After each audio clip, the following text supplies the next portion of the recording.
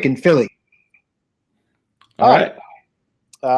My name's Nick McElwain. I work at 93.3 WMMR in Philadelphia, and I work on the Preston and Steve show. Pete, it's a real pleasure to speak with you this morning, and we're talking about your new movie, which is called The Way I See It. It's available now on Peacock and on demand. Is that correct? It is available now? It is available, yeah.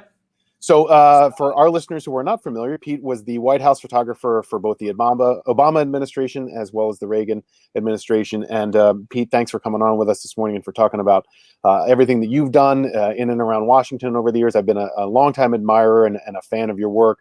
And I want to start off by talking about your different roles within the Obama administration as well as the Reagan administration. I just recently watched the series on Netflix about the Challenger disaster. And what really struck me about that was how President Reagan and Vice President George H.W. Bush were incredibly empathetic towards the people, the families, the country in general. And I know that there are very stark contrasts between the Obama administration and the Trump administration. What I had forgotten was the contrast between the Reagan administration and the Trump administration. And I'm curious as to what your perception is on the differences between the two. Yeah, it's funny. The Challenger, what was that, 1986, I think, is something that I'll never forget, just being around him while that took place. I can remember that as clear as day, the day of the explosion, and then I think it was a few days later, maybe it was a week later, I don't remember exactly, where we flew to it's like I forget the places, either Florida or Texas, for a memorial service. It may have been Houston, and the whole scene at that memorial service for the astronauts, it's like I can see that playing out so clearly today and showing the empathy that President Reagan displayed to the families and the nation, really. I mean, he gave one of his great speeches the night of the explosion from the Oval Office. And it touched us as a country in a way that we never see from the current president. We don't see that kind of empathy and compassion emanating at all from the Oval Office today. It's striking, and I think it's very striking for people who have lived through the recent administrations and specifically the Obama administration. And you spent 8 years in the White House working with President Obama and his team, and being in for their living and for their work as well.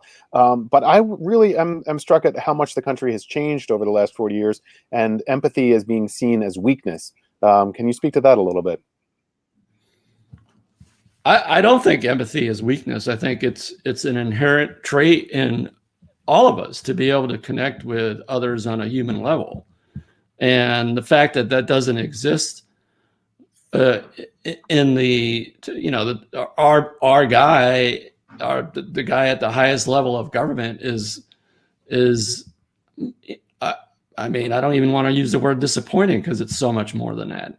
It's not right. I think it should be, if not number one, it should be one of the main characteristics of anybody that is our president, is to have that empathy, to be able to put themselves in the shoes of other people. And this guy has not 1 ounce of empathy inside of him. And it's really, I think that's probably what's punched me in the gut more than anything about what's happened in the last almost 4 years. It starts at the top, but you can feel that around the country. And if you look at the presidency as a parental role to Americans as the kids, you look up to your president, and they should be role models. They should set the tone for how the country reacts. And you and I would feel better about the person in charge, whether it was Reagan or Obama because you felt like they cared about you. And when George H.W. Bush got off the plane in Cape Canaveral after the Challenger disaster, the first thing that he asked was, how are the families? Are they okay? My hearts are with them. And you could feel that this wasn't just a politician saying a soundbite for a camera. It was somebody who actually cared about something tragic that had just happened. Well, and not only that, I mean, you have to remember too that astronauts obviously know they're putting themselves in harm's way anytime they're, lifted off in that rocket. But there was also a teacher on that Challenger flight, and that was an ordinary American that people could identify with in a much more visceral way. And now, I mean, I said to somebody the other day, has Donald Trump reached out in any manner, whether it be a note, a phone call, or in person, with any of the families who have died from COVID? And the answer apparently is no.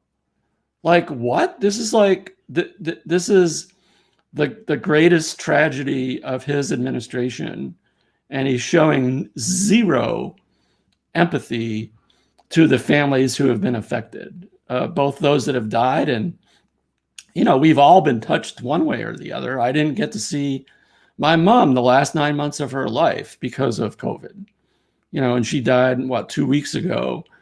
And, and that think of how many other families have had to, deal with the same thing.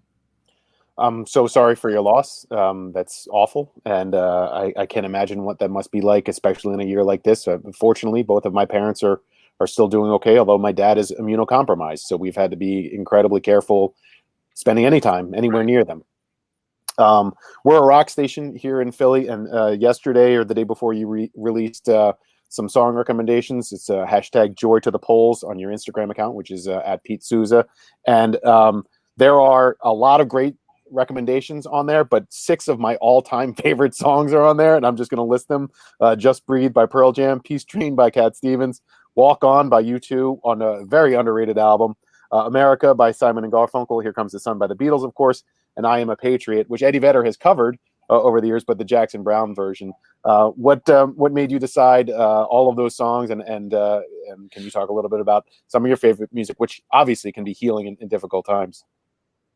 Yeah, I'm a huge music fan. When I was doing my public speaking events, I put together a playlist as people are walking into the theater, so that there'd be some nice music playing. And most of these songs were on that playlist. So that's the core of this playlist. But I have to say is like Joy to the Polls, asked me to do this, but they said, the max was 30 songs. So I did exactly 30 songs, but I could have done like 100. Of course. And there's so many songs that I left off. I mean, I don't know if your listeners can't see what we're looking at, but you can see my vinyl collection in the background here. And so, I listen to a lot of Springsteen. Brandi Carlile is a good friend of mine. I listen to her, the Lumineers. And I'm trying to learn about new artists that I didn't really know that much about. I'm trying to expand my horizons as much as possible. Well, good. And I work at a rock station that's been around for over 50 years, and we're still playing new music. And we'll play the Beatles. We played the White Album when it was new, but we're always looking for new music too. So it's nice to turn to friends or Instagram accounts and be exposed to new music. We're talking with Pete Souza here on MMR. The name of the documentary is The Way I See It, which is available on Peacock and on demand. I want to know, Pete, what you're hopeful about. What are you optimistic about after Election Day? Either way things turn out, what do you see in America that gives you hope? Well, I think what gives me hope is that when we saw wrong being done in terms of equal justice this spring and this summer, that we had thousands of people, not just young people, but people from all walks of life out in the streets peacefully protesting. Yes, some of them got violent, but the vast majority were peaceful protests. And I think people were letting their voices be heard in terms of protests. But then, as President Obama said, it's a 2-step process. You've got to not only protest in the streets. But then you've got to, if you want institutional change, you've got to do your civic duty and vote. And to see the enormous amount of early voting taking place is just like so great to see. And there's been this never-ending campaign the last couple months to make sure people get out and vote. And it's just very hopeful for me to see people taking that to heart and either early voting or vote. I call it voting at home. And then either, I actually turned my absentee ballot in person at the city clerk's office. But to see this, just to see the number of people early voting is just very heartwarming to me and hopeful. I voted about 3 weeks ago. I dropped it off at our local county courthouse, and it feels good to vote. I felt a visceral reaction. I almost got a little choked up. I voted in every possible election I could in my life, but I've also noticed a lot of first-time voters this time around, and that's encouraging to me as well. Yeah, and there seems to be it seems to me that the young people, many of whom stayed home in 2016 and didn't vote, are coming out this time. So it'll be interesting to see the final results of the 18 to 25-year-old. I think they're going to come out in record numbers this year, which I think is also good. Yeah, there are signs of hope in this world, and it's been a stressful and difficult year, but I'm very much looking forward to seeing the documentary. It's called The Way I See It, available on Peacock and on demand. Pete Souza, thank you so much for taking some time and speaking with us here in Philly. Yeah, thanks for having me, and stay safe. You too.